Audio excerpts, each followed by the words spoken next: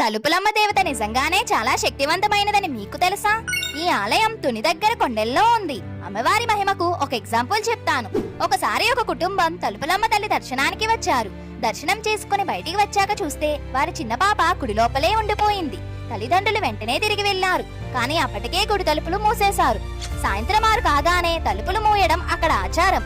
ఎందుకంటే రాత్రివేళ అమ్మవారు గుడిలో తిరుగుతారని బ్రాహ్మణులు చెబుతారు. పాప తల్లి గుడి బయటే నిలబడి తలుపులు తెరవమని ఎంత వేడుకున్నా ప్రయోజనం లేకపోయింది. పూజారి వచ్చి, అమ్మా భయపడకండి, మీ పాపకి ఏమీ కాదు, అమ్మవారే చూసుకుంటారు అని ధైర్యం చెప్పారు. దాంతో తల్లిదండ్రులు గుడి బయటే రాత్రంతా ఉండిపోయారు.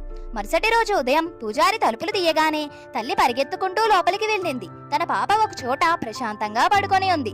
తల్లి పాపను పట్టుకొని ఏడుస్తుంటే ఆ చిన్న పాప, అమ్మా ఎందుకమ్మా ఏడుస్తున్నావు? రాత్రంతా నువ్వు నా పక్కనే ఉన్నావు కదా, అన్నం కూడా తినిపించావు కదా అని అడిగింది. ఆ మాటలు విని తల్లికి ఎంతో ఆశ్చర్యం